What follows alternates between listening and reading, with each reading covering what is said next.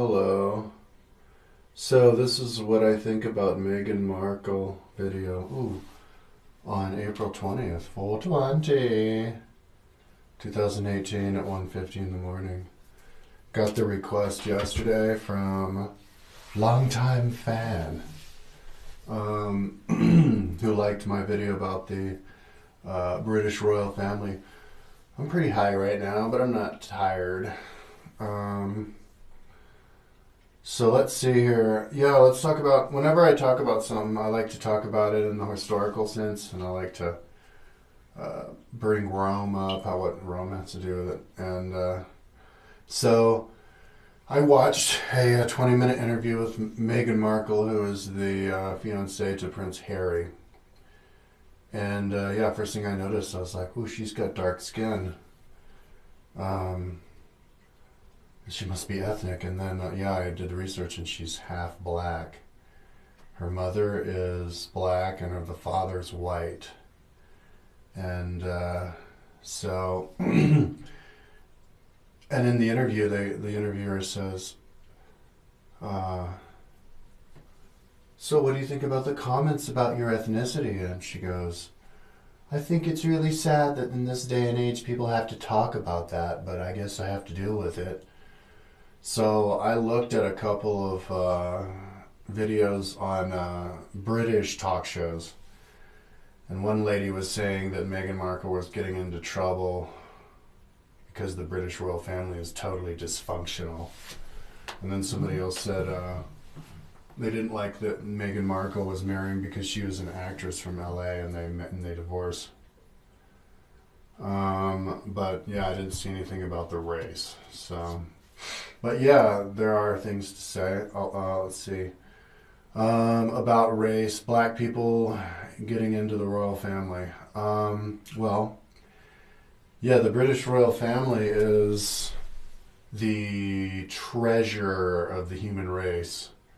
I don't mean that like they're superior to everybody else, but they're the museum piece of the human race. We know their lineage all the way back to Alfred the Great, which was right after the fall of the Roman Empire. So that's like 1,500 years. I know that I think the oldest monarchy is Denmark, but the most famous one is Britain because it's the world empire. So, and these days, a lot of people are starting to question if we want to keep the monarchy because they're obsolete. They're just figureheads. But we do have some other. Technically, they're a kingdom, and we do have other kingdoms in the world where the king actually does have power. People like to justify it. It's because they bring like tourism dollars because they get to live in Windsor Castle and they see the active Windsor Castle that actually still has the guards and all that stuff that you can watch, the changing of the guard. But I think people want to keep the British royal family for sentimental reasons. British people are surprisingly into it, the ones who are into it. I guess there's a divide. So people are questioning, if you want to keep it. And I personally, I would say, yeah, keep them because they couldn't. Well, once we fix the economy, have a healthy economy in the future, we could afford to have them live in Windsor Castle. And those castles are built for people to live in, so we might as well have one castle where people live in, and it's Britain, the world empire, and to keep the that family going. So you can go, kind of like with Buzz Aldrin, those guys. You can point at him and shake his hand and go, "Oh man, you stood on the moon," But you can look at Prince William or Prince George and go, "Oh wow, you're the great great great great grandson of Alfred the Great." So, now, so as far as black people getting into, black people getting into the bloodline, yeah, I think most people wouldn't want that because you would want them to be as exemplary a race of Brits as you can. They keep the King's English and how they speak and their mannerisms. That's part of being a king. And so any kind of pollution, even if it's genetic, would be, people wouldn't like that.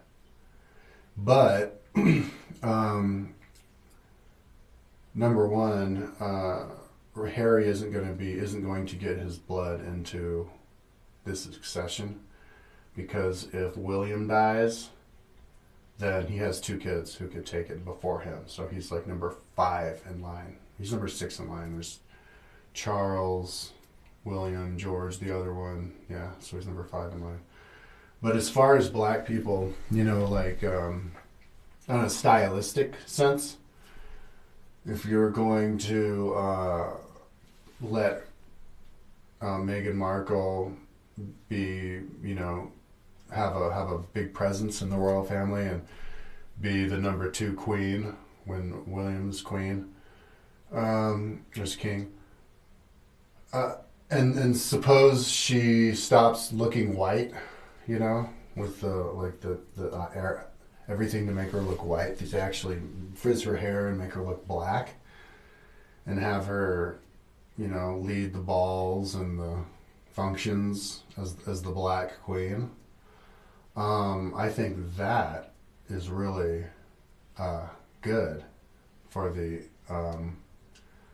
royal family, and I like it, because it's an empire.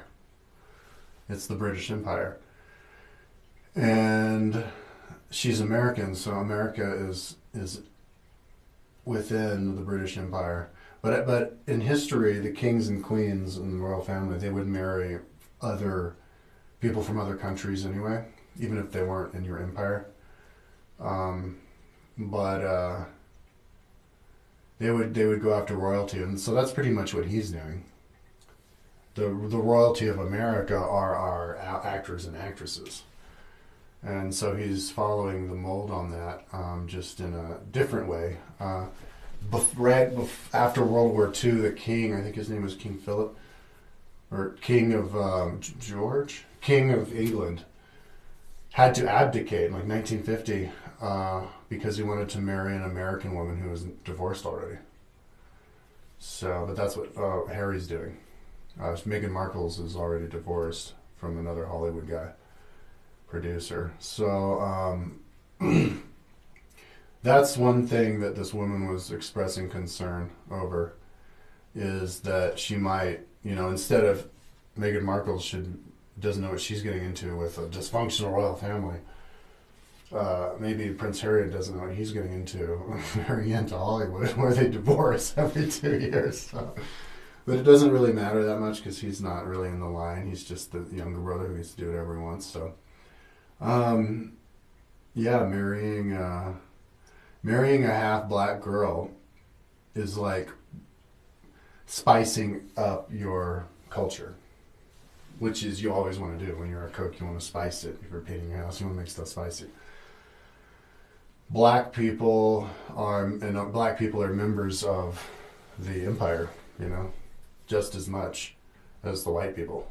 You can't make any like draw a line in the sand and say you're not as much, and part of us don't have as good citizenship or in any way as the others. That's racism. So yeah, and so if you want to think about it in terms of Rome, if some people want to get racist and start thinking, oh no, blacks infiltrating, now it's over. It wasn't the Jewish diaspora getting into Roman Empire and barbarians getting into Roman Empire and making the army lax.